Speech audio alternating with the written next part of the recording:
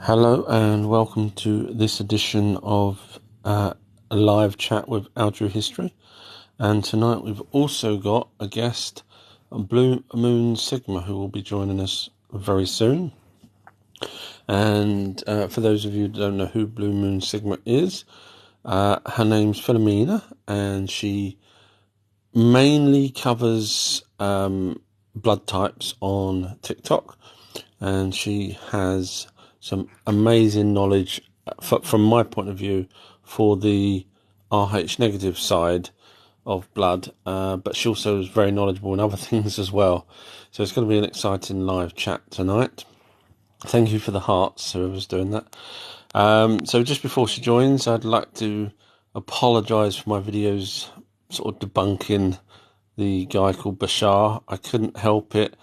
Every now and then I flick past videos that he's on, and you know, I think I've got quite a good memory. And of course, when he says something that contradicts himself before, and of course he's supposed to be channeling this alien that knows absolutely everything about everything, our history, who was said what to who, and that, which is pretty impressive in the first place.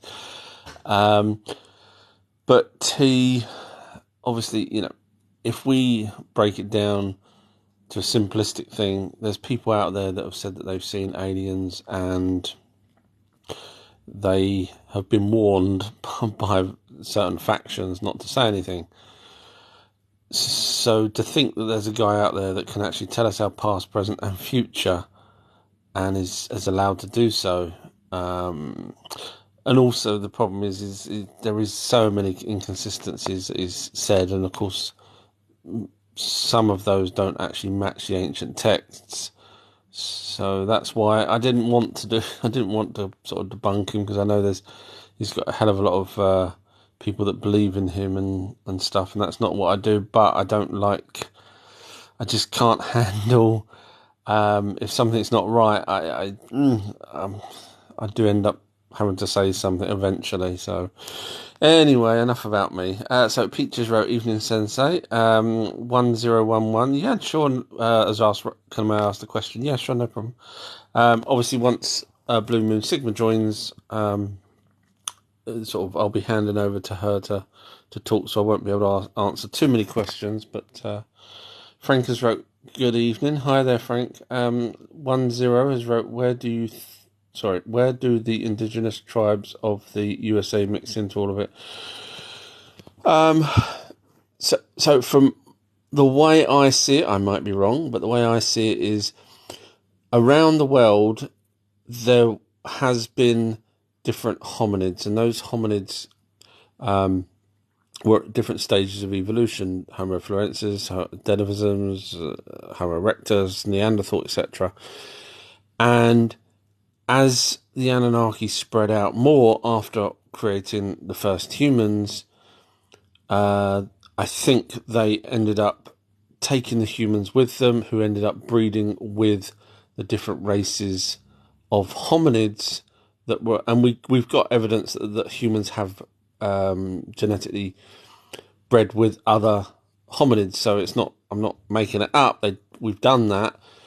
Some died out, some carried on, and so on. So I think that's where we get the different skin colours and eye shapes and various different things like that. 10 wrote, love your content, by the way. Thank you very much. Peaches wrote, I'm back in work tomorrow after 3 months, up on the roofs again. Oh, Peach, you be careful. So Peach has had an issue with his arm, and it sounds like it's all good now, which is fantastic to hear. Mario's wrote, here in Ecuador we have many mysterious places found. I'm guessing that's giants, and found giants. Yeah, the giants have literally been all over the world, which is interesting, because obviously the way I see it is, if the Anunnaki didn't take them here, there and everywhere, that means they would have had some brain knowledge of building boats, or nicking other people's boats, or stowing away on boats, or forcing people with boats to to cross to different areas. So then you've got to think, well, were the offspring of the Anunnaki, the giant ones, all bad? Well, technically they were in the end when they ran out of food and they started eating people. But then you look at the Greek side of it, where the same people, Enki, had children and also had giants. Those ones were allowed to live. So there is a possibility that the Anunnaki did take these giants around with them. More than likely only the ones that were like offspring off of their own. I'm just guessing. Alfredo, I'm just going to make Alfredo a moderator because he sent me £5,000 to do this. No, he didn't. I'm joking. Add moderator, confirm. There you go, Alfredo. Thank you very much for even offering to do that. That's nice of you. Donna's wrote, hi Donna. Nice of you to join. So our Blue Moon will be joining any second now. I'm just waiting for her request. Alfredo's wrote, good morning, sir. Good morning, class. Sorry I'm late. Looking for a checkered paint. Yes. There's the old story, isn't there? They're asking someone to go and look for the tartan paint. Dal has wrote, why do you think they hide our history? Power. It's plain as simple as that. If the powers that be and the elite groups, etc., the Masons and whatnot, have the knowledge, then they're in charge of us simply because they got the knowledge and they knew how to manipulate us by, religions and separations of colour and all sorts of various different things. But it's to do with power, because if we found out that, there is no God in the way that the Bible says, and it's really the Anunnaki, then the Vatican, which would have been one of the main religious groups back then, would have lost power over people. And obviously, more modern times, the power comes from the fact that they would have the ability to have anti-gravity, medical, this is based on back engineering of craft, medical treatments that they could probably do deals with the aliens that they deal with now to get, I've heard, back in the 80s they could cure cancer and all sorts of stuff. So it's power. There's the old saying, if a patient cured is a patient lost. So Ivana's wrote, how do you know much about sacred geometry? I haven't I'm aware of it, but there might be better people out there that would be able to give you a lot more information on that. I'll be honest. I've come across it, in the States and here in the UK, in London, where the city grids, etc., end up being sacred geometry, but there's probably people out there that will give you so much more information than me. So sorry, I know my limits, and I won't do what other researchers do and just make up rubbish. I can't do that. Lizzie's wrote, good morning, Australia. Hi there. This is 8 p.m. tonight for me, so good morning to you. Happy Halloween, I guess, kind of. Just in case I don't see everyone. Just scrolling down. Ivana's wrote someone. Ivana's wrote, because knowledge is power, and if everyone knew the truth, they would lose control. Spot on. Marlo Parr has wrote, they took the skulls and send them to museums in Switzerland. I'm guessing that's the giant skulls. Funny, we never see them because we find out that a lot of the museums are funded by the Rockefellers. So, and they really don't want us to know. Alfredo's wrote, sir, if the Anunnaki blended us with every hominid, I didn't say they blended us with every hominid. There's a possibility that we bred with the hominids according to science. Sorry, did they have a larger pineal gland than us? I don't know the answer to that. It's a good question. I don't know.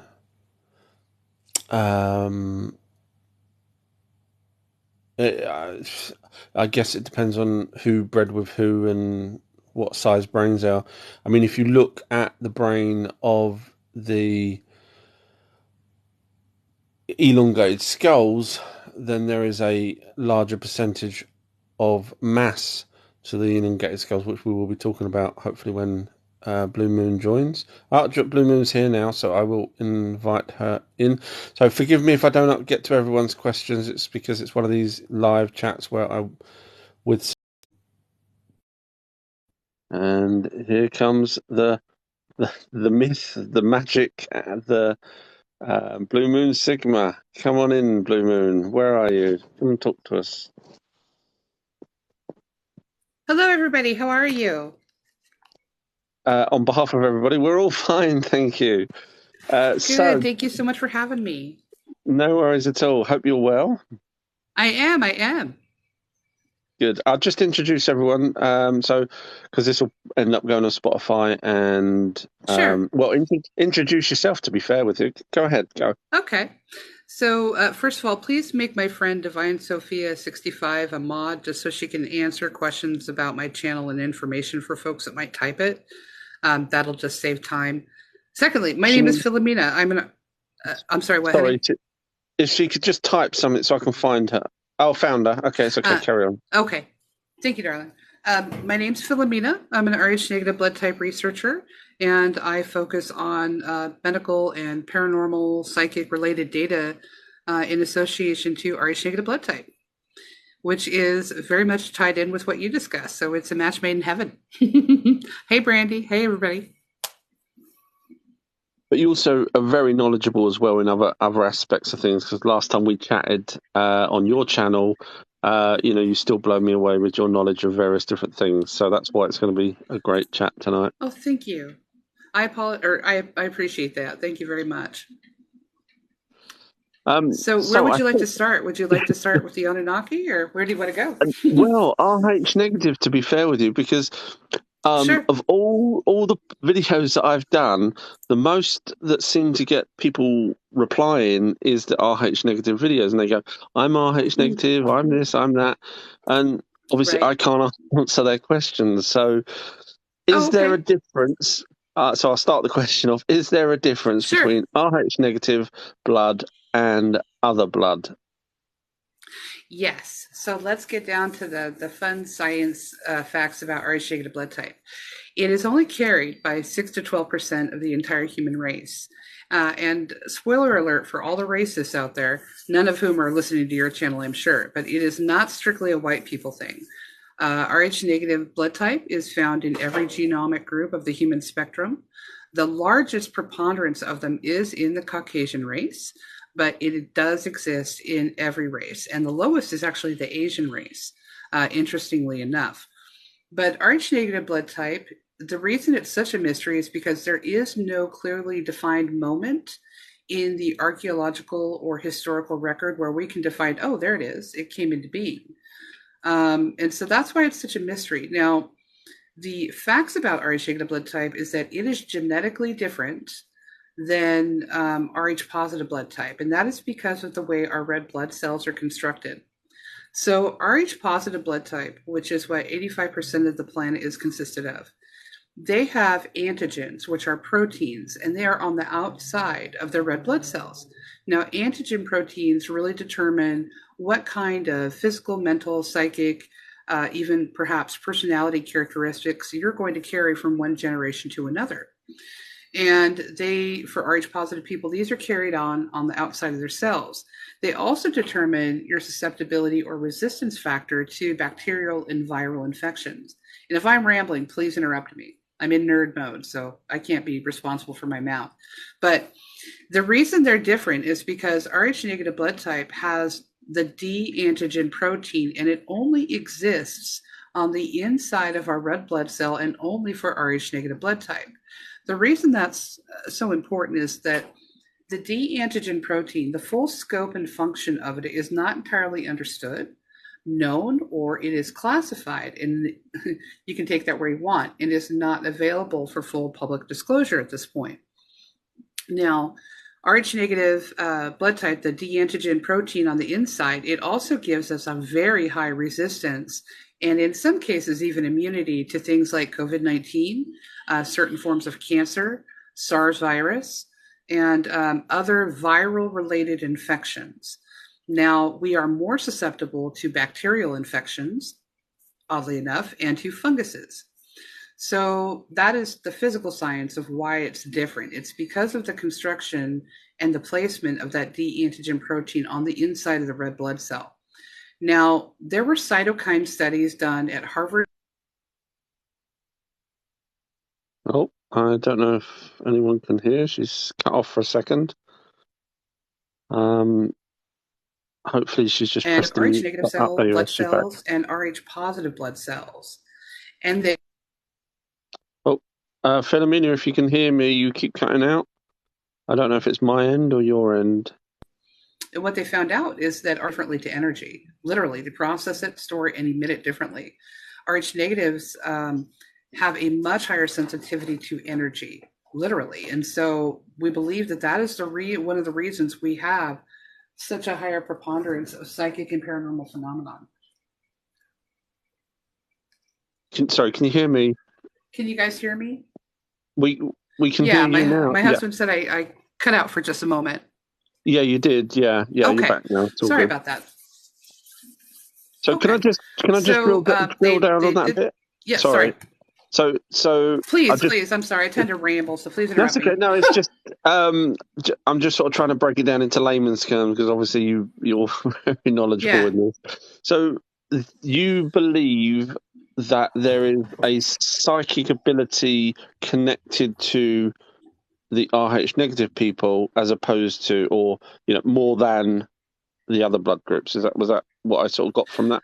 Well, it's actually science fact. It's not even a Oh, right, belief. okay. It's a science fact. And yeah, and I'm not trying to be snotty. I'm just saying it really is science. And the reason for that is because for whatever reason, that D antigen protein is directly connected to the processing of different energy forms. I mean, it's engineered for that. And Rh positive people do not have that antigen, period. And the thing it is I want to mention real quick is that Rh negative blood type can skip generations. Two Rh positive folks can pop out a negative, and two negatives can pop out a positive. So, and psychic ability is, of course, not exclusively the domain of Rh negatives, but most, in fact, Rh negatives are really showing, or there are studies being done on them that show that they have a high preponderance of psychic and paranormal experience. And we believe that is down to the D antigen protein being present in the blood cell. Wow. Yeah. So it actually And to skips answer, generations. oh, Sorry, yeah. I'm just trying to Yeah, break it it down can. again. Wow, that's Yeah, interesting. yeah, So how would that work? yeah. Well, How, it's a recessive gene. And so, again, we call it the sneaky gene. It will hide. And as a matter of fact, you can be an Rh positive blood type and have what is called a weak D antigen, which means that you have certain traits and factors of the D antigen protein, but it's very weak. You're actually a positive blood type. So I tell folks, just because you may not, and I have some videos on my channel about the physical, mental, and psychological traits, psychic traits of Rh negatives. Those studies are based on a very small sampling. And so I tell people just, if you don't relate to something, that's okay. If you do, that's great. But just understand that from the studies that have been done, these are the facts that we've been collecting. Yeah. And as a matter of fact, the Warren Legacy Foundation for Paranormal and Psychic Research, they are comprised of experts from the medical, scientific, paranormal, and even religious fields. And they are doing some really interesting work, not only in studying both paranormal and psychic phenomenon, but also UAP and UFO related phenomenon that is tied in, of course, with what you're researching, with what I'm researching. So, whichever spectrum you want to view the information that you have on your channel, the information that I have on my channel, it really does cross correlate between a lot of different things. And when you have that much information and evidence, if you have a million people in a court case that say, hey, I saw a car wreck, somebody's going to get a settlement. So you always have to follow the evidence. And I tell people to try to keep an open mind. Just because something seems unlikely, do allow other people to be smarter than you and have done, a lot of work into making sure that what they're talking about is accurate, like you have. There are people that are far more educated than myself who have presented evidence about what I'm speaking of. So it's known. It's just not widely broadcast. There's a real suppression of information about Rh negative blood type, and when Oh, she's gone again. Hopefully she'll be back in a second. I'll just talk while she's while she's away. Oh, she's or back. a need to know, it is almost impossible to find out anything. Sorry, you Oh just no, am I still disappeared cutting there. out? No, you did cut out, but you're back good now. Okay, I'm so Um, sorry about if that. that's okay, could I just dive in again? Sure. Yeah. So from sort of the layman's point of view, I'm trying to do it for people that only really know Sure. about RH negative from, for example, if they was having a baby. So my ex-wife was RH negative, and obviously Sure. we had to have a blood test because of that. So if you could explain a little bit to people why that is the case, why RH negatives is. I know you've just mentioned the other things, but from the Hmm. normal things that we understand, just from a baby's point of view, what's the difference there? Yeah. So this is called Rh incompatibility syndrome, and what it really is that the two blood types, Rh negative and Rh positive, are genetic cousins. They're not brother and sister. They're not the same type. And so what happens is that the Rh negative mother's body recognizes the Rh positive elements as an invading organism and will automatically try to destroy the baby. It launches a massive autoimmune response, which is why a lot of folks have to take what's called Rogam, which is an immunosuppressant. It literally keeps the mother's body from rejecting the fetus. Now, the problem with that is that a lot of Rh negative women have reported developing autoimmune disorders after taking Rogam, allegedly. And so, Well, what I try to sorry, what tell is pregnant sorry mamas, sorry so what go is ahead. auto the thing you just said that they get Oh, auto? so it's an immunosuppressant shot, and it literally suppresses your immune system. It's designed for that so that the Rh negative mother can carry the baby to full term. Because without the immunosuppressant shot to suppress her immune system, her body will genetically identify that baby as a different species and will try to kill it with an autoimmune response. And yes, first page TikTok, PubMed is a great source of research and it's free. And yes, there is in fact a suppression of information. So I disagree with you. Anyway. Okay. So when you say it's a difference, the other blood type believes it's a different species. Where are you on that? I agree that we are a hybrid species. It is just my opinion. I am not a medical professional. It is just my opinion that, based on my research and the information I've been able to look at, and the opinion of other more professional accredited people, that there's no reason for the existence of Rh negative um, to be. There's no clear road to where that could have naturally evolved. Why would the same species branch off and evolve a blood type subset that is not only rare but is not compatible with the more predominant species? You see what I mean? Hmm. So there's no reason naturally that should have occurred. And so it really does. It's significant. It really does point to the fact that perhaps this is a hybrid species that was developed. That goes along with my sort of research that 100,000 Yeah. years ago in Mesopotamia, the lighter Mm-hmm. skinned people were born from the Anunnaki and the darker skinned humans that they'd created 200,000 years before that. Modern science says it, that their ancient texts say it. So to me, it is exactly that. It's a foreign blood type that belongs to the Anunnaki. So is there other? Because I remember once listening to you, and you were saying that there's webbed feet and things like that, possibly.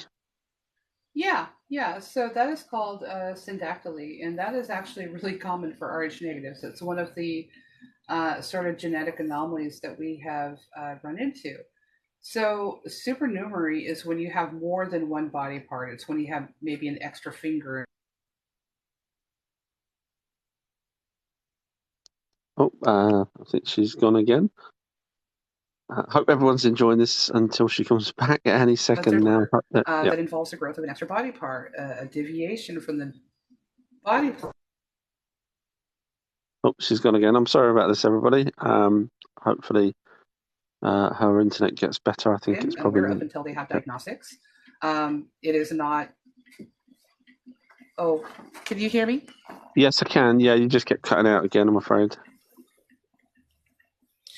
You know what's weird about this, and I know we'll get to the paranormal in a minute, but every stinking time I try to do a live, we start having these issues where I'll cut out. It's very suspicious, TikTok. Oh, as soon as you said TikTok, you gone again. Whoops. We should have done this on Instagram instead, but TikTok people are more nicer than the Instagram people for sure. Even though a lot of you guys are in the Instagram, I'm sure, but TikTok seems to be the place. I'm hoping she's going to come back any second now. I mean, I don't know about you guys, but I find that absolutely fascinating. And one of the questions I want to ask her is has there really been any studies? Oh, she's almost back there. Are you back, Philomena? I think she's trying. I think she's muting it by the looks of it. There's a little icon I can see. Accidentally maybe touching the screen and muting the screen, something like that. Yeah, hopefully she's listening to me now. Are you there? There's a little icon above yours. Well, little. Oh, she's gone. So she's probably restarting. But what I want to ask is there any studies between the DNA of people with RH positive and the DNA of the RH negative? In other words, is there extra, different, minus, anything different? Because if there is, then clearly, again, that would suggest that there is a lineage of a different species in there, whether or not it's alien or not. But if you wouldn't normally get that. So I'm just going to try and wait. Hopefully, she's going to reconnect and send me messages. Let me just see if I can see her here. Can't see her there. So sorry if I haven't got to everyone's messages, only because obviously I do have a guest on tonight. Sorry, I'm just going to try and see if I can find. Normally I don't scroll to the bottom. I hate doing that to see whether she's there. That's technology for you, isn't it? No, I'm not a radio host of any kind, so I'm trying my best here. It sounds like there's some great questions there as well, but maybe she's turning her phone on and off. Probably what I would try and do. But we got some more information to come up as well, especially about the Paracas skulls. I found out fairly recently. So do listen in, keep listening in. If not, I will be putting this on Spotify, YouTube, and my website, etc. So if you can't have to shoot off and you want to hear the rest of it, I'm just trying to invite her now. Mine says connecting. Maybe it's mine. Hopefully it's not mine. Hello, can you hear me? I am so sorry Yes, you're about back that. now. That's okay, no problem. Every time I do a live, that seems to happen. I'm not sure what the deal is. It's suspicious. Oh, I'm glad it's not mine then, because we would No, lose everyone then. It would be a shame. no, I I was apologize, going to ask. everybody, for the interruption. Yeah. Sorry, I was going to ask the question. I don't know if you know the answer, but has Sure. there been any studies between the DNA of RH positive and the DNA of RH negative? In other words, is there anything different in the DNA between the two blood Yeah, types, but there in is. species. Oh, okay. Yeah, so genetically they are different, not only in the construction of the red blood cell, but also in some of the genomic factors. So there's a gene. If anybody out there who's an Rh negative has a lot of autoimmune disorders, if they're having a lot of illness. Oh, it keeps coming up the mic symbol uh, Oh, when you I disappear. fixed it. Excuse me. Oh, right. Yeah. So Got it. if they're having a lot of autoimmune disorders and illness, there is a gene called the HLA-27 gene. It can only be detected through a gene test, but it only exists with Rh negatives. And what it is it's an allergy gene. Rh negatives are highly allergic to several things, to iron predominantly, which is why we're not, Rh negative blood cannot be cloned or grown in a lab. And Rh negative blood is never rejected by recipients. Our organs are never rejected.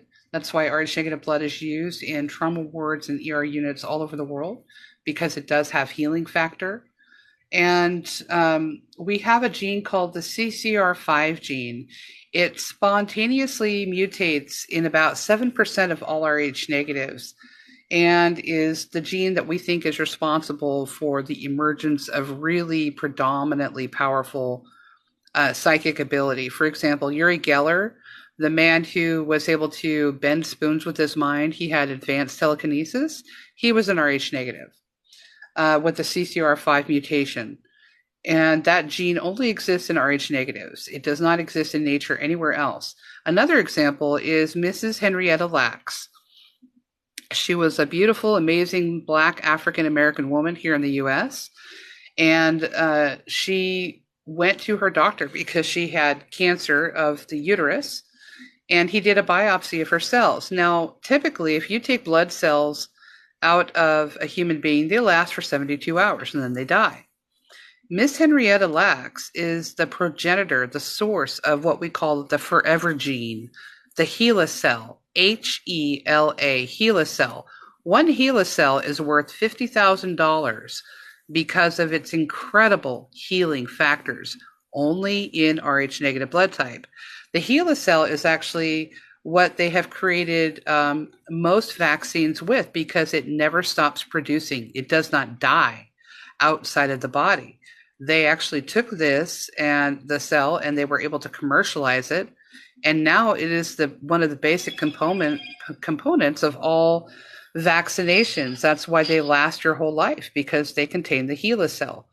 So Mrs. Henrietta Lacks, she is a hero because the poor woman, her DNA was literally stolen from her, commercialized and sold. Her family never got a penny, and HeLa cells are worth hundreds of billions of dollars. So anyway, it's a whole thing, but we are genetically different. We are not the same race entirely as Rh positive. We are a hybrid species of the two. Okay, that's interesting. Now, the reason why I say it's interesting is because I was just reading yesterday, reading out loud. So it's on my Patreon Mm-hmm. page if anyone wants to listen. But I was reading out one of the actual texts, the ancient texts, and it was Enki was Enlil, to be fair, was Mm-hmm. talking about a particular person called I can't remember the name. It's not a name you'd remember, but it's an Anunnaki name, and because of whatever this person done, Enlil said we need to give this guy. Yeah, I'm paraphrasing, but I did do Mm-hmm. the reading of it. We need to give this guy a long life. Now, they also have said that they had the elixir, and they also said Mm-hmm. that after the flood, they reduced our lifespan. So I Mm-hmm. Mm-hmm. wonder if any of that is to do with also the blood, the healing part that you're talking about. Maybe because Right. their longevity of life on Earth compared to us, Mm-hmm. Mm-hmm. that Right. I don't know whether Well, that may cause the healing. no, actually, there is science to support that idea. So, if if you folks look back in the archaeological record, and many sites out there will tell you what I'm about to say. So, at the time before this last great cataclysm, in the Age of the Dinosaurs example. They know from studying the rock. In fact, author Michael Cremo, who wrote Forbidden Archaeology, he's researched the Yeah, history of archaeology for 40 years. yeah, He he's good. has I like documented him. findings. Yeah, he's great. So what he has found is that, and a lot of other scientists too, is that the oxygen levels, the barometric pressure of the planet was really different during those epochs in time. That's why the flora and the fauna and the critters were so much bigger, because oxygen saturation was so much higher in the atmosphere. Now, one of the interesting correlations of data here is that Rh negative blood type actually requires less oxygen. We do better at higher altitudes. We have a larger lung capacity. And if you think about this, after the last flood, and the flood, by the way, is not just in the Sumerian epic of Gilgamesh, it's also in 35 other indigenous cultural data records around the world. That many Can I people just see a flood. Oh, dive in there sorry. ever so quickly? I Sorry, just to do with that. Again, yeah, another reading that I did of the ancient texts is again on my Patreon page, and it sure. literally talks the Sumerian texts, which predate all the others, literally Mm-hmm. talks about the flood, and how Enlil and Mm-hmm. everyone Mm-hmm. went up into heaven to wait for it to finish, which obviously is space. Sure. Um, Yeah. so I mean, Yeah. when you've got the oldest known text talking about the flood, then definitely happened. Sorry, dived in Yeah, there. for sure. No, no, Carry no on. Sorry. apologies. Sorry. We're on the same page. And the truth is, actually, if you talk to any of the Native American cultures around the world, I've had the pleasure of speaking to the Cherokee tribe and a few other tribes here in the U.S. And a few tribes abroad. And as a matter of fact, the Warren Legacy Foundation for Paranormal and Psychic Research, the founder of that, Chris McKinley, who is the grandson of the famous Ed and Lorraine Warren, who founded the whole scientific investigation of that field. He has been in South America for the last couple of years working with indigenous peoples, trying to understand their cosmology and their approach to the paranormal and the psychic. And so, where I'm going with all of that is that if you speak to any indigenous culture along the planet, they'll have in their creation stories a giant turtle saved me or saved our tribe. A silver fish came and got us. It was a big bird. It's all different interpretations of the same story, that something came, rescued the people, transported them to a high mountain location, and that's where they stayed until the floodwaters went down. I'm from the Pacific Northwest in Oregon, and our tribes will tell you that Mount St. Helens and Mount Rainier in Washington State is where their people were taken by Raven, their version of the great sky god, in his black ships, and they were, on his back, taken to the tops of these mountains to survive the flood. So it correlates. And in addition to that, my original point, sorry, I'm going all over, was that because Rh negatives do have less requirement for oxygen and a greater lung capacity, it would make sense that we were hybridized to survive the changing conditions of the planet post apocalypse, right? So you're thinking, okay, here's a small group of people that are Rh positive. They're going to struggle in the new environment, perhaps because there's less oxygen. So let's hybridize the species so it has a better chance of surviving. Just my opinion. If I remember correctly, when Alalula first came here, the first Anunnaki, I'm trying to rattle my brains now. He mentioned something about the air being different to theirs, Mm-hmm. ever so slightly, but enough. Um, Sure. Mm-hmm. so again, maybe their planet as well has maybe lesser atmosphere or more oxygen. I don't know. Right. Well, and if even if you take it from the simpler perspective of it was a colony ship, they came here and they wanted to survive. Well, they clearly survived a cataclysm, but they lost everything and they lost, their group of people that were working, and they may have realized, well, if we're going to reestablish civilization and it's going to survive, we're going to have to make sure that the people can survive as well. the changing ecological conditions. I mean, the sun right now, if anybody is following the sun activity, the sun for the last couple of years has been spitting more EMF radiation and scalar waves at us than any time in known history. Radiation and solar activity drive evolution across this entire planet with the plants, animals, and people. It always has. And so, if you think about that, um, those kind of conditions were also present at that time. And they knew that the changing atmosphere was going to be an issue for the new civilization to flourish. And it just, I don't know. Anyway, I lost my point. I got too busy talking, but there you go. Sorry. That's all right. Just Yeah, while we're makes still on sense. the subject of RH negative, first page Yeah. TikTok had wrote, O negative is Yeah. higher in Europeans, especially in the Basque people.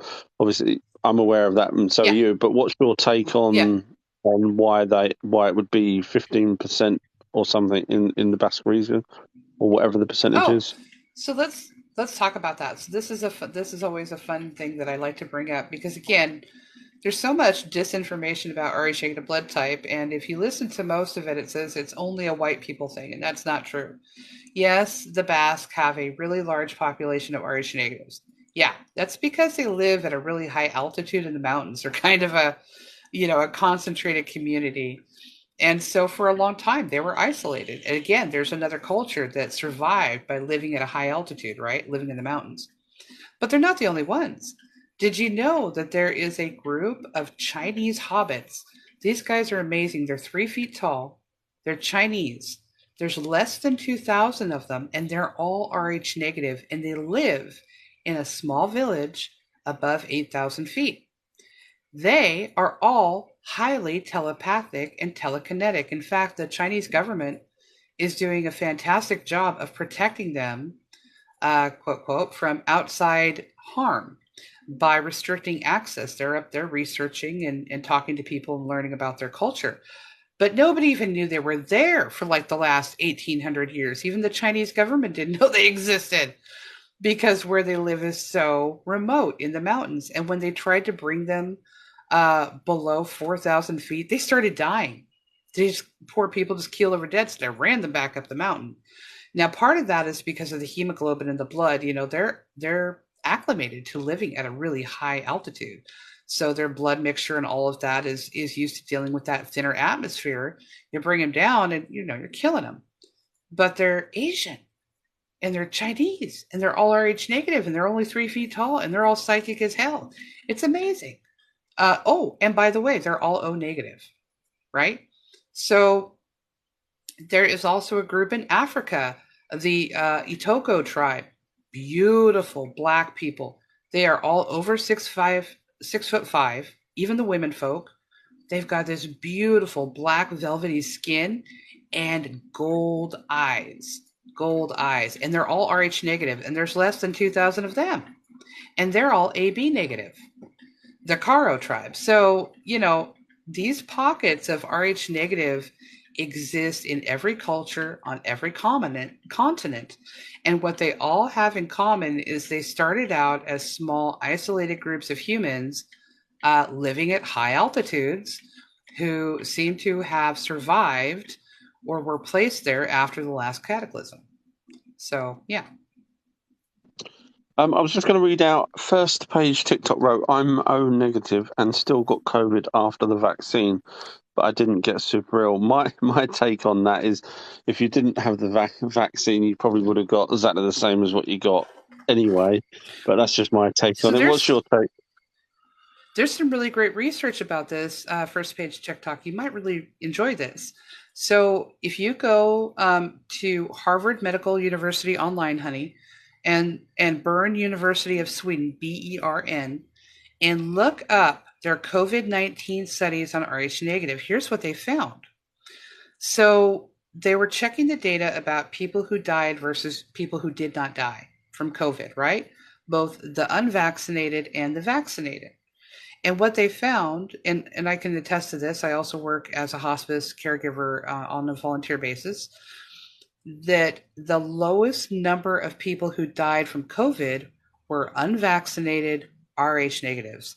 even the vaccinated RH negatives were the lowest group to die from COVID. And in fact, their current research suggests that 75% of the people who caught COVID-19 that were RH negative are not suffering long-term effects.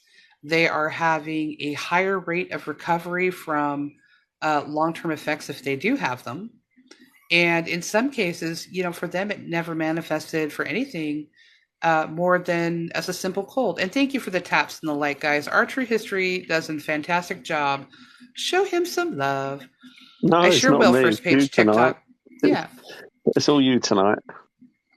That's all for Thank you. you. First page TikTok. I will absolutely friend me, honey, and I will send you the link for that research. So that's one of the reasons that the universities and the scientific community is trying to study Rh negative blood type in connection to COVID, because we do have a higher resistance to many viral infections, including COVID, cancer, and HIV. And it has to do with the fact that our D antigen protein is on the inside of our red blood cell. That is what's protecting us. Because Rh positive has those antigens on the outside of the red blood cells, it makes them more vulnerable to those kind of pathogens. Yeah. Oh, I'm sorry your baby got sick, Tia. I hope he's better now. I'm just sorry. I was just flicking through the questions, see if there's Sure. anything related while we're still talking about this. All fascinating stuff that you've just said there. I mean, way beyond Thank my you. I'm knowledge. not trying to be bossy about the questions either. I mean, please, it's your show. You tell me what you want to talk about. No problem at all. No, I'd still like to read out. Joyce wrote, I thought maybe that was true. How do they trigger to be O negative? Obviously there was something else probably said prior to that. My friends, my friends are the effect energy around them.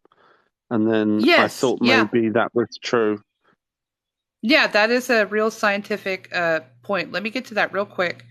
First page TikTok says, I thought you said that research was being suppressed, and now you're saying that Harvard is studying it. Okay, so a lot of information, historical and genetic information about Rh negative blood type is being suppressed.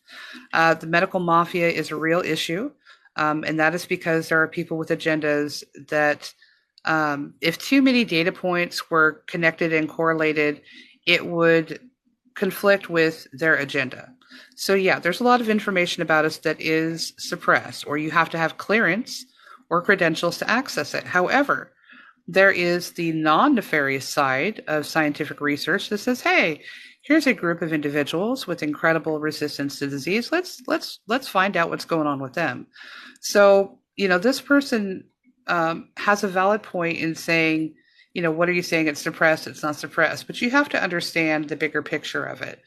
And so not everything about Rh negative blood type is suppressed, but some of the really more interesting stuff connected with UAP paranormal, with psychic ability and ancient history is being suppressed. Okay, now, hypoelectric sensitivity. Let's talk about that. So Rh negative blood type, and again, this is science fact, not science fiction. Please go to my channel, at Blue Moon Sigma. I've got videos. And under my videos, I always cite my research, folks. And I'm blessed to have a lot of medical professionals, doctors and nurses who follow the channel. And I encourage them to call me out on my crap if they think that there's anything inaccurate or dangerous that I'm saying, because I'm not a cult leader. I don't make any money off of my TikTok. I have no books. I'm not in the entertainment industry. I'm just trying to provide a service to a medical minority of people who need information about their blood type for health reasons, but there's also psychic and paranormal information that's involved with that too. And so these folks, these medical professionals, monitor the channel. So please know that I have no agenda other than wanting to be of service. And I encourage the monitoring of my channel because I don't want to hurt people or lead them astray. So please know that.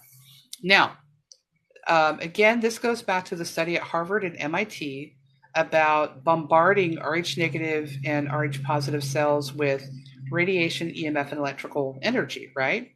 And one of the things that they found was that Rh negative blood type does really respond differently to EMF, particularly. Now, your aura, this is where science meets spirit, okay? And this is all science fact. You can look it up. Your aura is actually a biomagnetic feedback system that works with everything else on the planet. All people, animals, plants, geology, all has a harmonic frequency signature. And so does your aura. And Rh negatives, because they have a different interaction with energy, can actually sense and disrupt EMF and electrical fields of energy. For instance, if you're driving down the road and a song pops into your head, and you think, oh, yeah, I remember that song. And then you turn on the radio and the song is there, and you're like, oh, that's weird. It's because Rh negatives really do pick up on those frequency waves, and it registers for us neurally, and then it gets interpreted. So, of course, you think, oh, I'm psychic, and you are, but you think, oh, that's weird. The song popped in my head. Well, it's because you're literally picking it up. For instance, Rh negatives have a different, we can actually see and hear a larger frequency band of sound and visual spectrum than Rh positive. Again, science, not science fiction. That's one of the reasons we think that Rh negatives perceive paranormal activity so much more too, because we're literally hearing infra and ultrasound. We're literally seeing, different spectrums of wavelengths of UV light that Rh positive does not. So these are things that are genetically different about us. And I rambled on too long and I lost my point. I'm sorry. Oh, hyperelectric sensitivity. Yes, it's a real thing. So that's why your watch hates you. That's why your computer hates you. That's why you'll be at the office and things will malfunction around you. If you are angry or upset, the frequency signature, the energy signature on your aura goes up. It's the same theory of mechanics that operates lie detector machines. They connect electrodes up to your body to register the electrical signals that your body puts out related to the emotional stress of the questions they're answering, right? Well, Rh negatives are the same way. Try to lie to an Rh negative. Good luck with that. We're going to know if you're lying, and that is because of that aura, that electromagnetic biofeedback system. All right, now I'll shut up. Sorry. Anyway. So isn't that brilliant? So it sounds to me like the Rh negative people are slightly superior, and if that's the case, oh my God, my ex-wife was superior to me. No. Nah, I really try to stay away from that. All life is valuable in my eyes. I just say that we are different. Because when you start playing with that description of, oh, we're superior, then you get these Nazis and people like that. And the Nazis bred Rh negatives in their internment camps and experimented on us because of our abilities. A lot of people don't know that. Heimlich Himmler can burn in hell for all time, okay? And he was a nasty piece of work. And when the Allied forces were sweeping through West Berlin to flush out whatever remaining scumbag Nazis were hiding there right after the fall, they came across Heimlich Himmler's villa that he had, appropriated on the nicer side of West Berlin. And what they found in that garbage's kitchen was unbelievable. They found hundreds of boxes of documentation and casework on all these Rh negatives and other people, non-Rh negatives as well, that they had tortured and experimented on. He was the head of the Ahnenerbe, which is the occult sciences division of the Nazi Party. And they, in fact, had so much interest in Rh negatives, the Luftwaffe and the Hauptwaffe, which were in the Waffenwaffe, which were the elite forces groups of the SS, were all Rh negatives. They had their blood type tattooed on the inner arm, just as the internment camp folks had their, serial number tattooed on the inner arm. That's how we found these scumbags afterward. So they were doing some pretty horrific stuff. And as a matter of fact, I know I'm rambling and I apologize. Nazis pissed me off. Um, if anybody has ever watched that movie X-Men, where there is a scene where Magneto is a child, it's his origin story, and Magneto's parents are being separated from him, and they're being taken to the gas ovens to be murdered. And Magneto is a child, and of course he's reacting, and he has what I call a psychic flare. This is a spontaneous mutation of the CCR5 genome, which only exists in Rh negative blood type, where trauma or emotion will trigger natural rapid mutation. Now, in the movie, it's very dramatic. You know, he's tearing down the chain link fence walls and this and that. That scene in that movie, folks, was based on real data recovered in those boxes from that scumbag Heimlich Himmler's house in West Berlin after the fall. That shit really happened. It really happened. So I know there's a lot of disinformation out there. I know that a lot of the stuff that I say and that perhaps our true history says sounds crazy. But folks, when you start digging into your history, you start finding out a lot of it is true. I'm talking about the X-Men movie series, and I don't know which one it was, but it was the origin story about Magneto, the character who has electromagnetic control of metal. So and the boy that was the real case subject for that moment in the story was an Rh negative Jewish boy from Poland that they had kidnapped from the ghetto. Anyway, don't get me started about the damn Nazis. I hate them. Sorry. Anyway. Someone wrote, I can't say their name now, but someone wrote, would it have been the Nephilim? So from my point of view, the Nephilim and the offspring of the Anunnaki, e.g. most of us, the Nephilim had gigantism because everything you read about the offspring off of the Anunnaki and humans, they had normal, when I say normal size, they had, ones that were fine to them. Obviously, the Anunnaki were tall anyway. And they also had ones that ended up being giants, which are the ones we call the Nephilim in the Bible. So I guess all of the same. Now, that leads me to the next question. Is there any height differences between Rh negative people and other people? There are. So, one thing that I hear all the time is that we're evil. Listen, screw you. You're evil. Rh negative people are not the devil. We are not lizards. We do not suck the blood of goats in the middle of the night. That's all baloney. We are a hybrid, but we're human. We got feelings. We're nice folks. We like critters. We hug our babies. So that kind of stuff really irritates the poo out of me. And everything you hear about Rh negative is so negative. It's all bad, bad, bad.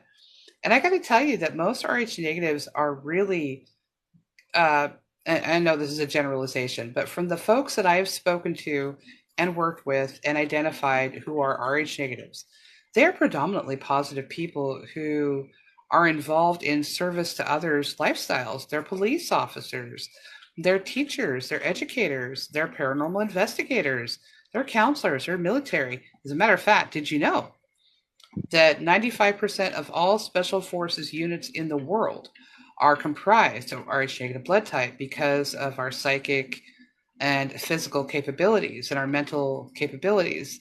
Those qualities can be augmented with training, with technology, and with pharmacology. Rh positive people are awesome too, but I'm just saying it's a fact. Oh no, my ex-wife is superior to me. Sorry. It's just, we're different. So June has asked, people with, I'm guessing with Helios cells should live longer, almost immortal, question mark? Yeah, so HeLa cells, Mrs. Henrietta Lacks was the only person we ever identified with them. She's the only known human that's ever had them. And yeah, she would have lived if she hadn't had cancer. And so that was the issue for her, was that because she had the cancer, she couldn't live forever, right? The cancer negated that. Um, and that's why the vaccines are an issue. And that's why I suspect there's so much cancer involved with them, is because, she had cancer. So, of course, they're part of the HeLa cells. She can't get rid of that genomic trait. So, yeah, theoretically that could happen. But you would have to be able to remove those segmentations of the DNA. Brilliant. Okay, I'll just Avatar has wrote RH positive is positive for thesis monkey DNA. Negative is considered alien DNA. That is true. So, Rh positive blood type is identified as having, say, the same sort of genomic similarities to the rhesus monkey. I don't think that Rh positive people are monkeys. Okay, I think that just all got really badly translated. But Rh negative blood type does not have any rhesus factor. That is because of the presence of the D antigen protein. That rhesus factor is what makes folks either positive or negative. Yeah. And Brilliant. yes, many Rh negatives hear extremely loud frequencies and tones, especially if they live within 5 miles of any broadcasting tower. If you have a lot of sickness, headaches, migraines, if you are really emotional and have a hard time regulating yourself, it may be because if you're an Rh negative, you're really having EMF poisoning from close proximity to the towers. Yeah. Elims wrote, how true is the story of Simone Toko? I don't know who that is. Oh, Simeon Toku. Listen, let's talk about that. All right. So Simeon Toku was an incredible human being. And when I heard this story, I thought, oh, that's a bunch of nonsense. That can't be true. Girl, there is documentation that says that he was a real human being. And thank you, Divine Sophia 65, for moderating for me. She is a friend of mine. I have a story involving her that I want to get to here in a little bit. But thank you for modding and explaining for folks how to find my channel and stuff. I appreciate it. Anyway, Simeon Toku was from Botswana land. He was a slave here in the later part of the 19th century because Rwanda and Botswana land and all of that were at war. And this man was displaying psychic and paranormal manifestations and abilities that are described as belonging to Jesus Christ. Now, whatever your religious foundations and perceptions are of things, do you know, fun fact, that the Catholic Church's official position on Jesus Christ is that he was an AB negative? Okay, I'll just leave you with that. Anyway, Simeon Toku, tens of thousands of people witnessed him praying and calling down a bunch of glowing figures that they called angels to stand between the forces of his country's people and the opposing forces of the invading country. And when the glow disappeared, all of the invading country, I think it was Rwanda, all of their tanks were destroyed, all their people were dead. So whether you want to call those angels or aliens, this guy was manifesting all of these abilities in real time. There's documentation. The CIA has files on him. The Vatican went and investigated him. He was a real human being. So it's an interesting story. And he was an Rh negative. And one of the things that he told the Vatican was, because he had cancer, he said he was going to be dying soon. And his message, one of his messages, was that the evil in the world was going to be met with a great army of light of people like himself who were going to, quote unquote, fight for God's people to protect them from the evil, and that they would manifest in so many numbers that they would be unable to stop them. And by the way, Simeon Toku was an Rh negative. Just saying. Check it out. I don't know. Just saying. Okay, brilliant. Shall we move on to the elongated skulls? Yes, let's do. Okay, I'll just start it so that people understand the difference. So Sure. there's Paracas being sort of the main location for elongated skulls. However, according to Brian Yeah. Forrester, even England had elongated skulls, and these are skulls where Yeah. the head seems to be larger in volume than a normal head. And Yeah. people used Longer. to, yeah, people used to headbound. Now, the ones, there's a difference between the headbound ones and, Oh, for well, sure. many differences, yeah. But nobility seems to be the ones that are genuine, not, shall we say, non-human for now. Right. Elongated skulls, and the poor people. Where so these are based on where people were found. In other words, whether they had a burial, or whether they was just their bones Right. are just in a cave type of thing. Um, so it seems that the nobility people, whether that's royalty or not, we're not sure, did have an elongated skull, and the difference is I'm just going to throw out a couple here. So first of all, they miss a particular suture that goes from the middle of the head backwards. They also have we're at the front of our face on our skull. We have apparently gaps for the blood to flow through to the skin and the sinuses and stuff like that. Theirs is on the back of their head. Also, the central point where the spine would join with the head, theirs is 1.3 inches away from where ours would be. In other words, the center of the head seems to be moved, Right. obviously, because of the weight of the thing, obviously. And also, the skulls are. The bone actual in the bone itself seems to be thicker than the normal skull bones that we have here. Even the headboard Right. ones don't produce extra bone content, and the ones in Paracas have all been found pretty much with blows to the head, which people have suggested then that they were wiped out by another tribe or people or whatever. Right. Right. Right. Yeah. So let's get into that. So, for those who don't know the Paracas skulls, in the 1920s, there was a Peruvian archaeologist, Julio Telo, and he first discovered tombs in Paracas, Peru, and they were filled with skeletons who possessed some of the largest elongated skulls found on Earth. And since then, many more elongated skulls from this region have been unearthed, which are believed to date from around 3,000 years ago. Now, in about 2013, a whole lot of researchers, including L.A. Marzulli and biologist Brian Forrester, began working on scientific understanding and explanation for who and what these people were. And some of their initial DNA analysis revealed that the elongation was not just caused by artificial cranial deformation. Otherwise, it wasn't just caused by head binding. It was actually caused by genetics.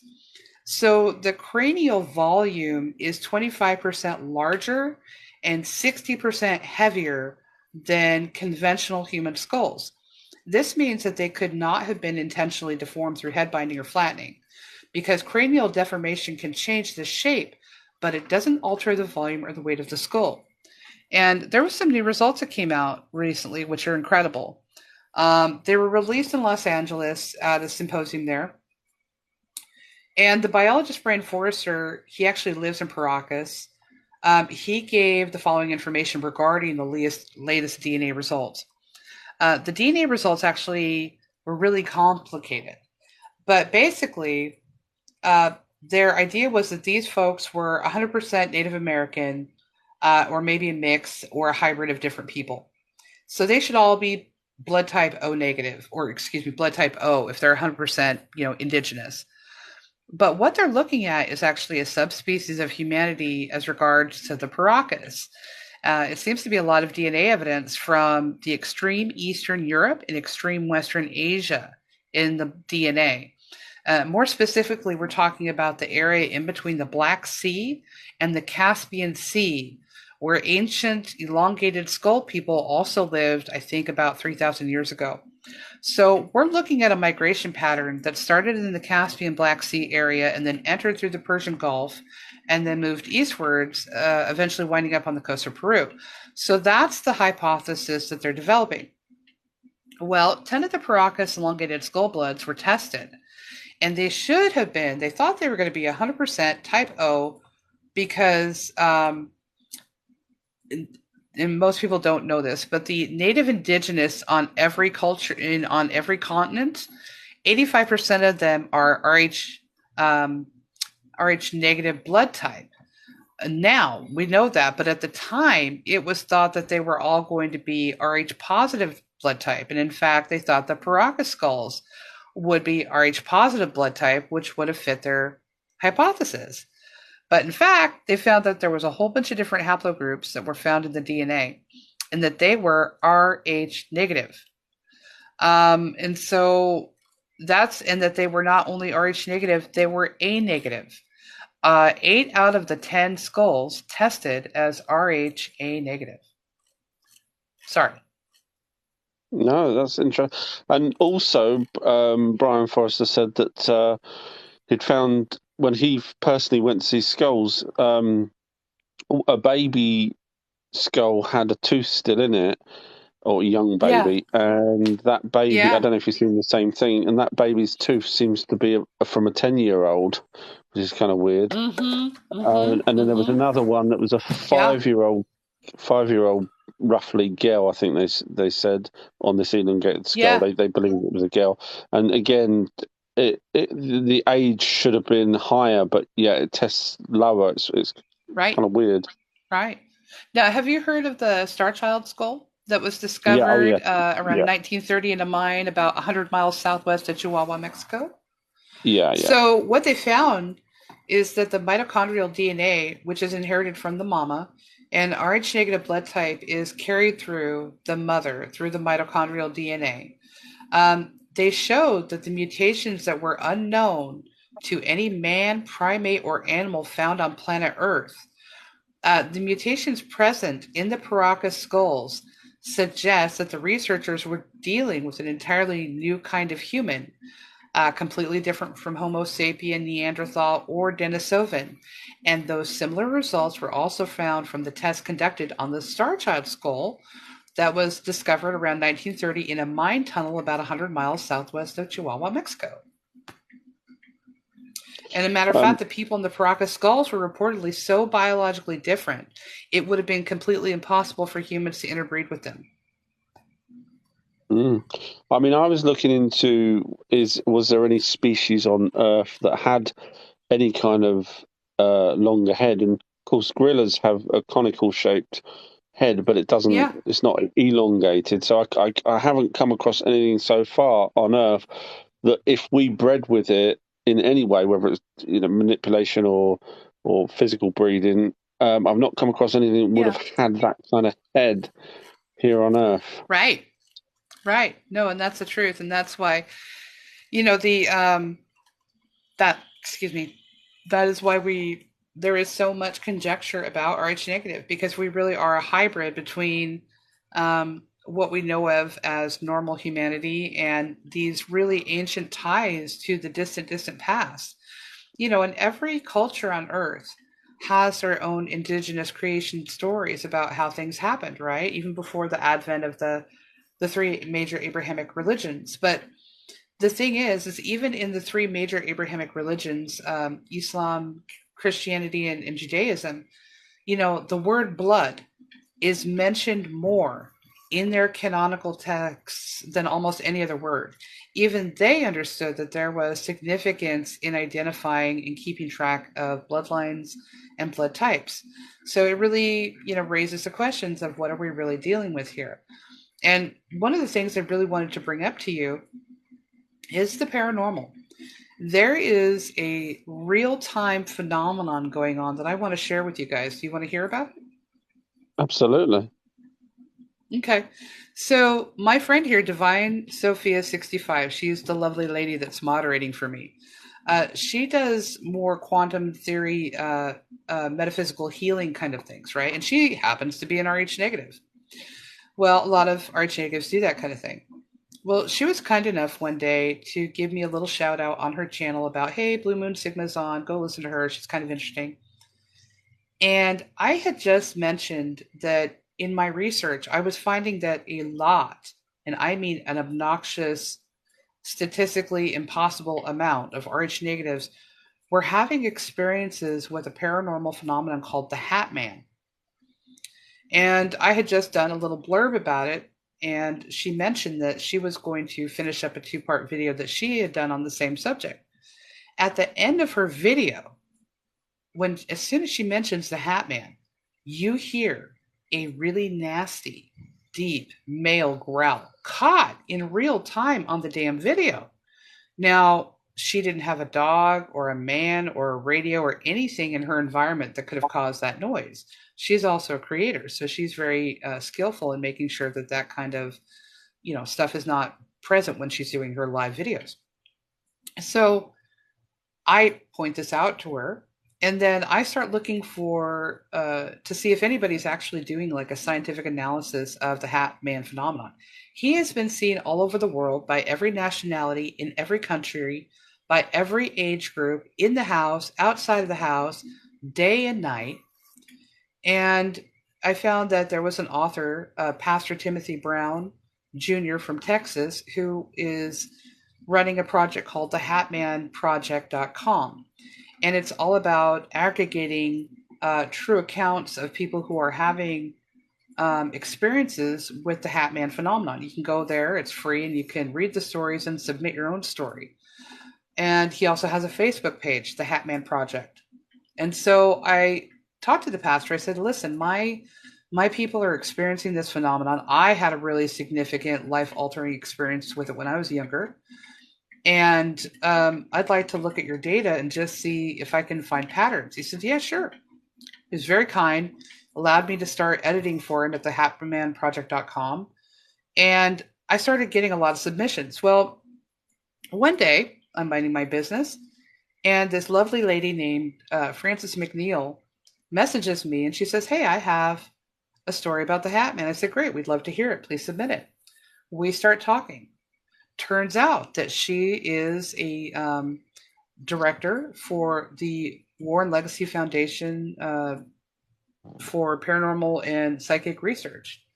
And they have a lot of folks who have experienced that phenomenon as well. And she has experienced it in real time. Before I got on the live, Frances calls me and says, you're not going to believe this. I just talked to my mom, and her grandson was just telling her that he had seen the HATMAN. I'm like, oh.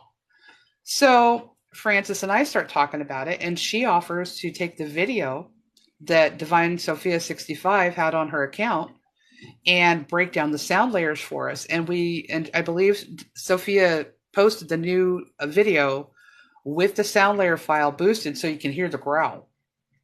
So could you just explain, sorry, because for the people that have no idea what a HATMAN is, they're probably imagining some sort of weird, creepy man with a big trench coat. Oh, and Oh, it is creepy. It is creepy. So let me describe this. So the phenomenon that people, like I said, in every country, every religion, every age group, day or night, are describing is it is a tall black shadow with mass.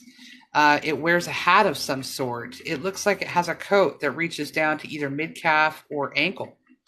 It is so black that it stands out against the darkness of everything around it. And many people describe it as having red glowing eyes. Now, people have described it being dressed slightly differently, but it's always a hat and it's always a coat. You can never make out any kind of facial features, but it's dark, and it is so evil and so threatening. And it really seems to be preying on children. A lot of children see this. They say, there's a man in my room. There's a man in my closet. It's coming out from under my bed. And all these poor babies are thinking, that we adults, we don't listen. Oh, you had a nightmare. No, they didn't. You better listen to your baby, because millions of people are seeing this damn thing. and it cares nothing about your religion or what your perception of anything is. Your kids are seeing something, Was and there reports of red eyes on sometimes? yes, yes, a lot of people see glowing red eyes. It will sit there and observe people. Sometimes it physically attacks people. Sometimes people feel a massive energy drain. And almost everybody who describes it says they cannot move, they cannot scream, they cannot speak. And a lot of times people will say, "Oh, it's just sleep paralysis." Listen, no, I saw this thing. I was 24 years old. I was not drinking. There were no drugs. It was the middle of the night. My sister and I were living alone in our apartment, and we saw this thing. It physically attacked my sister. My story is on my channel, Battle with the Hat Man. Please go check it out, and then go check out thehatmanproject.com for more stories. You're not alone. And so this thing is horrible, and it's attacking everybody. Nobody has any idea what brings it other than extreme negativity. Um, and even that is not always a correlating data point. So back to the Warren Legacy Foundation for Paranormal and Psychic Research. So they break down the sound file for us. And then we find out in real time that a lot of the people who were listening to the live that night when we were talking about the Hat Man, they either saw the Hat Man themselves or they didn't see it, right? And we don't know if that's, the power of suggestion or quantum theory, but, if a million people are seeing something, they're going to win their court case. And so RH negatives, for some reason, seem to be targeted by this phenomenon. So many people have seen this thing.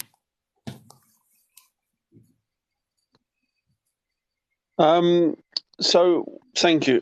So what would you say it's after?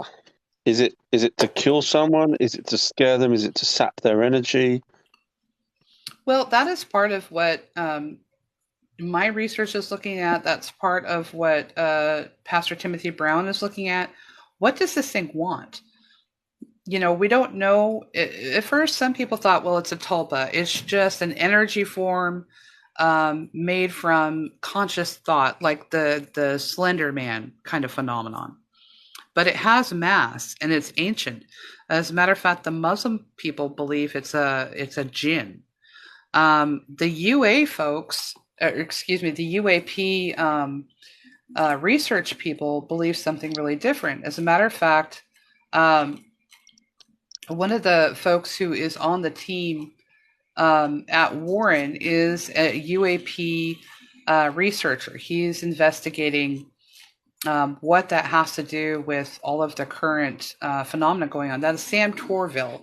He's the director for the Division of Extraterrestrial and Transdimensional Research.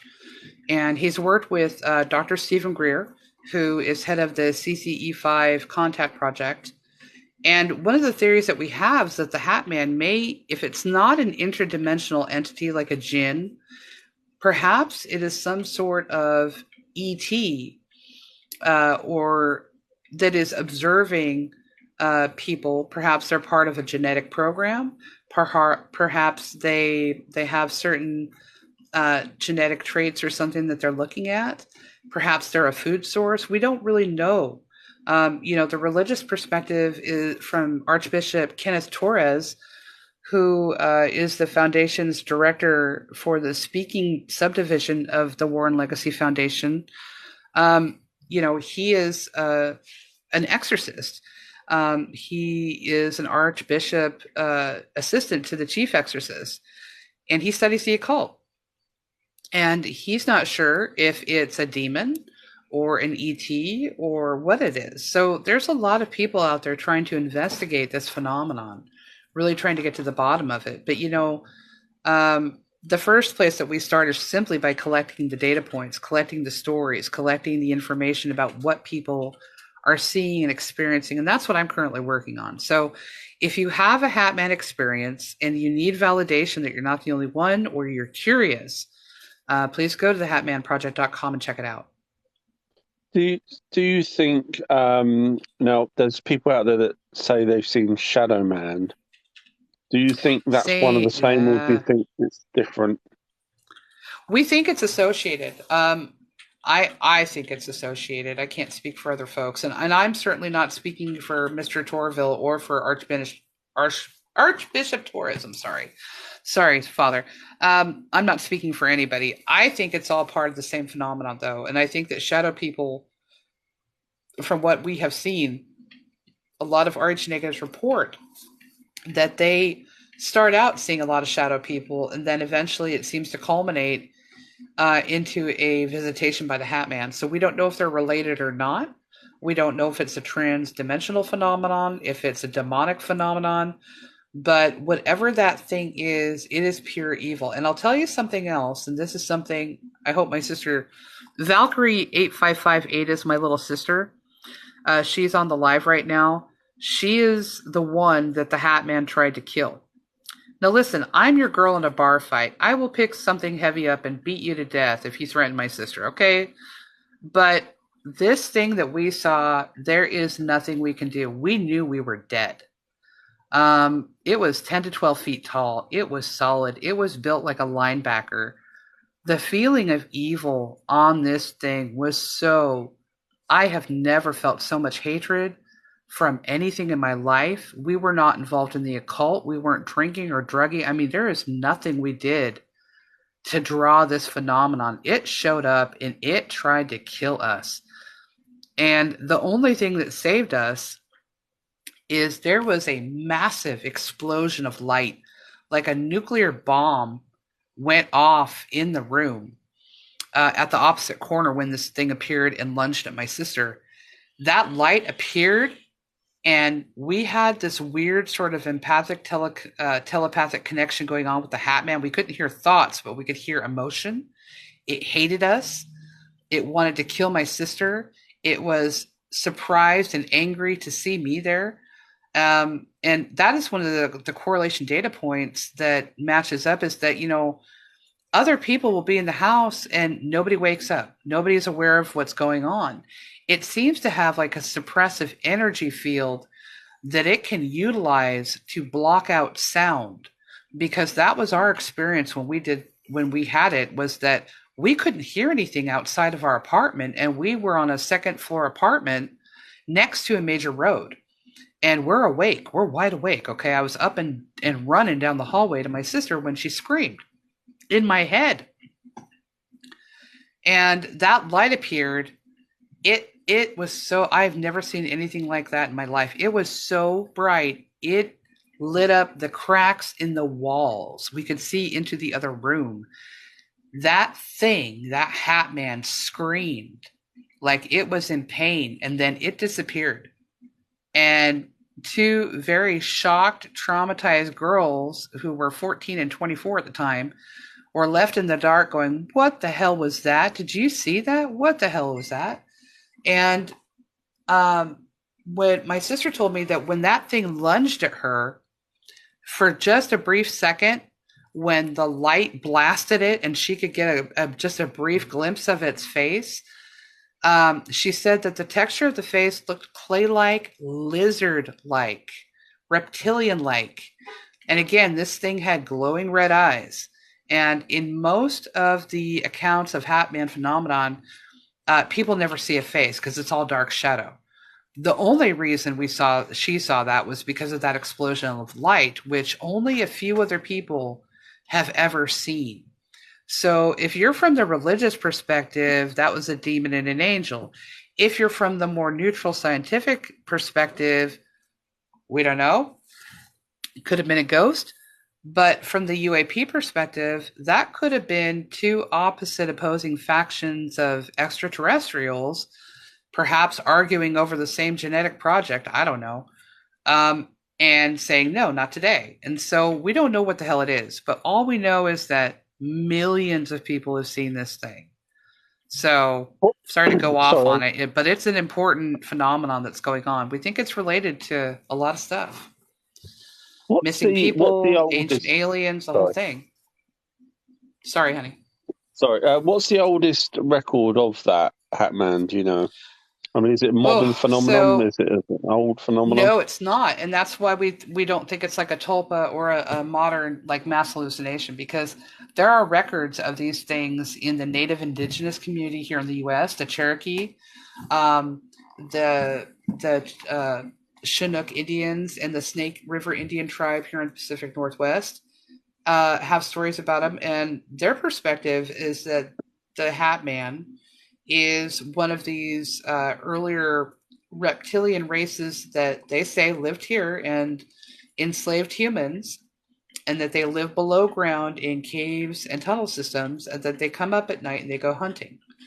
And that's a broad generalization. I apologize to my indigenous friends. I'm not trying to sweep you all in the same bucket, but that's kind of their general consensus of what that phenomenon is. It's ancient, and there's evidence for it in Chinese mythology, Arab mythology, even African mythology. They all have a different interpretation, but it's the same damn thing. Mm-hmm. Sorry, I was just going to read out a question. Someone wrote, Typhoners wrote, what about thalassemia? Blood in blood? I can't pronounce it. I'm terrible at pronouncing it. I'll have to go look at it. THAL. Let's see if Salami. I can find it here. THALASSAEMIA. Thalamisi. Yeah, I'm hurting myself trying to even pronounce it. Sorry, honey.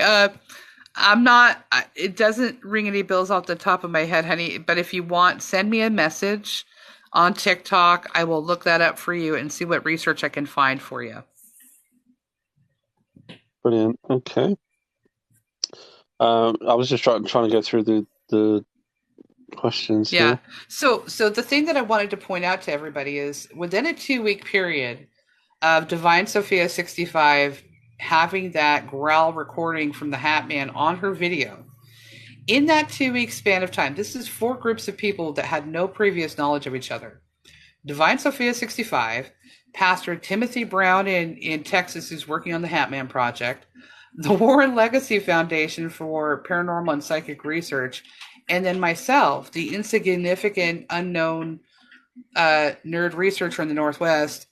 And all 4 groups of these people were drawn together by this same real-time phenomenon. It's an incredible synchronicity of events, and I don't think it's random. And since this whole thing's been going on the last couple of weeks, myself, Francis McNeil from the foundation, Pastor Timothy Brown, and even Divine Sophia have all said that they have had issues with what they feel is a psychic or paranormal attack of negativity. And again, I don't think that that's random. I think that there is something associated with the Hat Man phenomenon, whether it is extraterrestrial or demonic or quantum theoretical. We don't know, but it doesn't want to be talked about. It does not want people to know that it's a real thing. It thrives in keeping people alone and helpless. And that just pisses me off. So, of course, I'm going to start a fight. And that's why I'm saying, if you have seen this thing, you are not alone. You're not crazy. Millions of other people around the world have seen it. And we are actively trying to study the data to figure out what the hell is going on. And that was the only time with your sister at that point that you've seen the light or the Shadow Man? Yeah. Sorry, Hat Yeah, Man. that's the only time, Hat Man, that's the only time we'd experienced either phenomenon. And again, we did nothing to draw it to us. And there's some research here about, it seems almost as if this thing wants to affect people's choices and their timelines.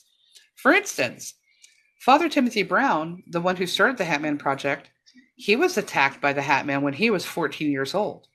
Now, he didn't know that 30 years in the future, he was going to become a pastor, or that he was going to write an entire project based on his experience. Nor did he know at 14, back when there was no internet, that there was even such thing as a Hat Man, or that people all over the world had seen it.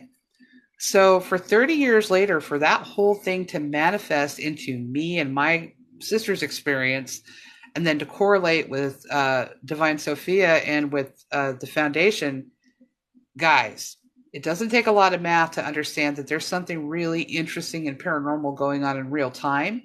And whether we all like it or not, it seems to be a reality. And believe me, this thing is not your friend.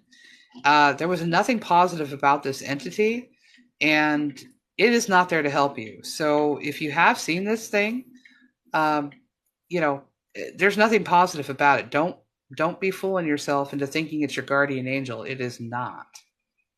Um, just thinking out loud. So, if it did manage and Mm-hmm. you wasn't there and the white light wasn't there, managed to grab your sister, Mm-hmm. the only two Mm-hmm. outcomes I can kind of imagine Or it kill happening is her. one.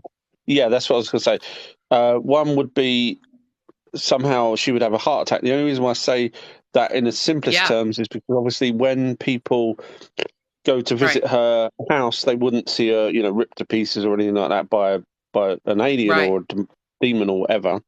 So I would assume that it would be something common that people would say, that person had a heart attack in bed. Or do you think she would have been taken with the entity when it, like you said, it disappeared? Mm-hmm. Mm-hmm. Could she have Mm-hmm. just disappeared with it? Right. And so this brings up another great correlation data point: missing people. So if you guys have ever heard of David Paulides and the Missing 411 series, he covers missing people in national parks and in places all over the world.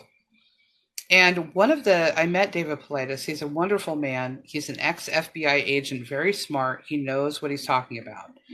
And he and I had a great conversation at a Bigfoot convention about his work. And I asked him, um, have you correlated a blood type with your missing 411 information? And he said, well, why are you asking me that? People always ask me that. And I kind of went into it. He goes, okay. He goes, we don't have that data on everybody. He goes, but I will tell you that a lot of the cases we have looked at, they were RH negatives. So would my sister have disappeared? Would she simply have died? I don't know. Why are so many RH negatives going missing? Why are so many of them seeing the HATMAN? Why is it even going to people? Is it feeding off of them? And why hatred? Why was there so much hatred? So, any way you want to slice it, there's something strange going on, and it seems to be involving everything. It's not just one thing. That's what's really interesting about it. Hmm. When I first started researching, something that I heard over and over again was the not the elites, but the things that's in charge of the elites, whether it's reptilians, Yeah, aliens, whatever, a yeah, demon, whatever it whatever you is. want to Yeah, call them. yeah, Everything, loads of times I heard that they feed off of negativity. yeah. I've heard that too. And if we think about it from the scientific view, wouldn't that make sense? Now, if these are, let's say, what we're dealing with is a trans-dimensional phenomenon. Well, even Tesla and Einstein said that reality was layered like an onion, that every layer of reality corresponds to a frequency signal, right? And we know that a lot of the experimentation and research going on at CERN involves the use of frequency to split dimensional barriers, to study dimensional technology and things like that. And so it would make sense to me if something had happened or if there were portals. Native Americans will tell you about this all day. Skinwalker Ranch. That's a great example of there seems to be some sort of energetic portal present that is allowing the passage of either entities or craft or something. You and I have talked about this many times. Well, if these beings are interdimensional, it would make sense that they are an energy form. Therefore, they would be feeding off of other energy. So I Mm, could well believe that the Hat Man could be some sort of, or shadow people could be transdimensional energy beings who feed off of energy. It's possible. mm. I don't discount anything. I And watched I know oh, CERN, sorry. No. GSM, CERN is researching dimensional technology. I actually know one of the researchers working on the project. They're also, studying all the other stuff. But believe me, if you dig into it, they're doing more there than just what they what they're telling folks. Anyway. I watched a program. Speaking of Skinwalker Ranch, I watched a program this morning on Brendan Fugel, who's the owner of Skinwalker Ranch. Yeah, fascinating guy. Actually, he grew up as a Mormon. And he throughout his life, obviously, he's interested in sci-fi, etc. But he even invested into a guy that supposedly was creating anti-gravity machines, and so he invested heavily into that. That failed, and then the Skinwalker Ranch came up, and he said, "Yeah, absolutely." So, I mean, he seems like actually a fun guy, and believe it or not, I don't know if you have it particularly where you are, but we have an estate agents type thing or a letting agents called Collier's over here in the UK. He owns that, so he's a multi-millionaire. Really? Yeah. Oh, isn't that interesting? Yeah, Skinwalker Ranch is really fascinating. I really think that they're using that show as a soft form of disclosure to try to get people ready for the greater reality that's kind of revealing itself. If anybody is, paying attention to everything around the world, craft are being sighted everywhere. Some of those I think are human craft from from dark projects, but I think some of it is UAP craft. And I would love to see somebody like Sam Torville from the Legacy Foundation. I would love to see him go out to Skinwalker Ranch. I think it would be a different situation if they actually had somebody out there who, came from that perspective. I think you should go out there. As a matter of fact, I think you should be out there. Once, I don't know if you've heard the story, but I actually listened to Robbie Williams, the singer, and he was on Coast to Coast once, and he went out there for 3 or 4 days. I don't know if you was aware of that. No, I didn't know that. No. Did he experience anything? No, but his bodyguard did. Big guy. He went to the toilet at one point, just I think the day before they were about to leave, and he swore that there was this black entity thing there, and he was shaking like a leaf. They went back to the hotel, and he's again thought he's corner of his eye this black entity was still with him, and then back at home he then still thinks that this entity's followed him home. So yeah, a lot of the researchers there have reported that kind of thing, and even when they've left the ranch, it's followed them. And in a lot of the show's content, you can tell that they're being monitored in real time. I mean, they're having electrical interference on their computers and their telephones and all of that sort of thing. And I would really love to see an RH negative psychic, probably somebody from the War and Legacy Foundation, go out there with Sam Torville and try to do CCE5 contacts through meditation. Or have like the Native American tribes invite them to come in and perhaps do a sacred circle and see if they can initiate contact. When they had the episode where I can't remember his name, and I'm sorry, Reverend, the Jewish Reverend came out and he was singing in Hebrew, and the oscillation of the frequency tones that he was singing in were triggering contact and phenomenon in the old homestead location. Do you remember that? Yeah, I think it was a chant, wasn't it? Yeah. Those oscillation frequencies. The CIA also did, everything is frequency and sound, guys. The CIA did extensive studies on the Native American populations here in the U.S. because they're chanting and singing. Those are oscillation frequency tones that were creating or resulting and manifesting in paranormal activity and contact. So there is something between frequency and contact that they're all really trying to look into and connect the dots with. I would love to see Sam Torville and Joe Frank go out there and mix it up. Do you want to just explain? I'd like to see you out there. I think they should have you on the show. Someone from the show actually did say something like that, but to me, but good. I said no, it's okay. No, yeah, but I didn't.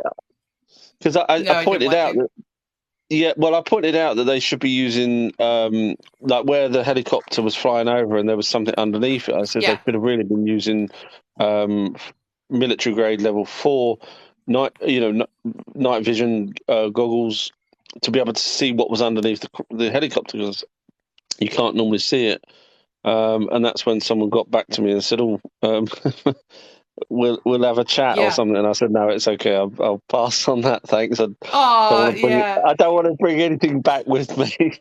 No, I can understand that. And even the Native Americans there have told the researchers, you need to be careful. This is an ancient site.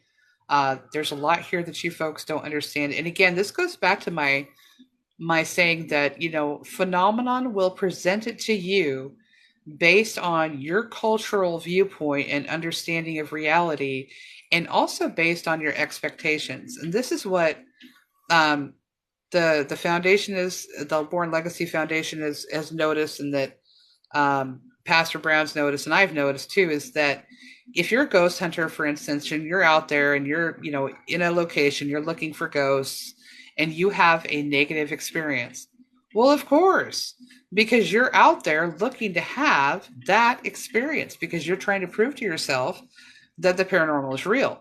Now, if you went to that same location with the intention of, oh, I want to help spirits free themselves or something like that, perhaps you'd have a positive experience because that's what you were looking for. So again, is it really phenomenon, or is it a form of consciousness that is presenting itself to us in a way that we are expecting to digest it? So yeah, anyway. Do you want to explain to people that don't know what Skinwalker Ranch is and the program? Sure. TV program. So the Skinwalker Ranch phenomenon, the Skinwalker Ranch is a location in the Utah Basin Valley, and it is probably one of the most important research projects that's going on right now. So this ranch has been long associated with a lot of paranormal activity. And in fact, it was owned at one time by a multi-billionaire that Art Bell on Coast to Coast Radio had a really good relationship with. What was his name? I know you know it. But anyway. Robert Bigelow. Robert Bigelow, yes. And Robert Bigelow, with the government's blessing and their help, did a whole bunch of research on this ranch with all the phenomena that they were finding. They got their results and then they left. Now enter, the current owner and his people. Many of the staff working on that show, by the way, are ex-military, and that is not random. They are all very professional researchers, and scientists are trying to understand what they're dealing with. Is it consciousness? Is it ET? Is it spirit? What are they dealing with? And so these folks from a variety of different backgrounds are using technology and research tactics to try to instigate phenomenon and study the phenomenon that's presenting itself. And it's really a field of consciousness study. And Dr. Stephen Greer, who has been part of the UAP disclosure community for a long time, he's the one who created the CCI5 contact protocols that I was speaking about. Mr. Tordale uses, and he's an expert with. They're all about trying to make psychic contact with this consciousness that's presenting itself in a peaceful way. And so Sam Torville and Dr. Stephen Greer really developed that protocol. That's the only research protocol data point they're not currently using out at Skinwalker Ranch. So if you folks are listening out at Skinwalker Ranch, would you please contact the Warren Legacy Foundation and contact Sam Torville and ask him to come out there and work with you folks, because he is an intelligent man with a lot of experience in transdimensional research, and I think he could be very useful to you folks. Did you want to and explain I've never met TV Mr. show? Torville, but he should go out there. What? Sorry, did you want to just explain TV show? Because I love the show. One of my best shows. Yeah. Sorry. So Skinwalker Ranch TV show. Yeah. So these folks are out there in real time trying to study the phenomenon. And they've broken that down into a reality TV series. So the the folks go and they conduct a series of experiments on different parts of the ranch, and they're collecting the data in real time and sharing it with their viewers, which is incredible for all of us because it's really, opening us all up to the reality of what's really going on there. What about, And do they're you collecting see? documentation. Yeah. You remember the alpaca that got some sort of little creature suddenly appeared in its pen, and they could just about see a Yes. hand. Yes. So Yes, they could. They explain that could. for the Yeah. viewers, because this is why you've got to watch that show. It's called Secrets of Skinwalker Ranch or Curse of Skinwalker Ranch, depending where you are in which country. But Correct. yeah, Yeah. And you can actually go to skinwalkerranch.com. That is their official site for the show, where they're aggregating all of their data. And you can, look at photos and evidence from the site, from their research, past and present, and also get a rundown on their future experiments. So these guys have got the entire 512 acres secured. Okay, it's heavily monitored with surveillance, armed security. The Pentagon are, supporting them in their research and things like that. They've had cattle mutilations. They've had UFOs show up during filming in broad daylight on the show. Okay, yeah. like you cannot fake the footage. Um, and they've got little animals that they'll keep out in the pen. So one of them was a llama, and his little self was out there in the pen, and he was all fine. He had snacks, and they had a little camera on him. And what they have found is that animals who are placed in different parts of the ranch will sometimes either serve as like a biological indicator where they will start reacting to phenomenon that presents itself, like the cows. The cows will run from one end of the field to the other end of the field because the creepy thing starts happening, and then suddenly there is a UFO that appears in the sky, and they're all hauling balls off to the opposite end of the field. They've seen this. They've caught it on video. You guys have got to check it out. Oh, thank you, Divine Sophia. Thank you so much for doing what you did. I hope your doggy feels better, honey. And so they had this little llama out in a pen by itself. They had the camera on it. And all of a sudden, on their infrared and on their regular photo, they could see this little creature suddenly materialized in the pen with the llama. And they caught this on camera. It was incredible. It attacks a Yeah, llama as you've well, got to doesn't check it? out the show. Yeah, it does. It attacked the llama. They've had cows that have been killed, that have been perfectly skinned, that have been perfectly drained of blood, that have been mutilated. I mean, they have had all kinds of phenomenon on this ranch. And they've been good enough and smart enough to have the local indigenous native community come on board. There's an ancient petroglyph site on the ranch at the top of the mesa. It's in the form of a spiral, a spiral Stonehenge of its own, not real tall like the one you have in Europe, but it was a spiral Stonehenge. And what's interesting about that is that the spiral hieroglyph appears everywhere in every part of the world, in every indigenous culture. And it seems to represent the idea of a portal. And that's what the Native Americans were saying, is that this portal location on top of the mesa is where these entities have been coming through back and forth for centuries. So it's really interesting. Knife And guy, yes. sorry, I was going to It say is a big the deal that thing. your wife is an RH negative. She's more superior than you are. No, I'm joking. Yeah. The Skinwalker Ranch. The thing that got me was the cow that died mysteriously Yeah. after Yeah. a UFO was seen in the security camera at the same time. But they took that cow after they'd done a sort of semi-autopsy on it, and then they put it Yeah. far away at the other end of the ranch and left it for the coyotes and whatever else, and nothing. Yeah.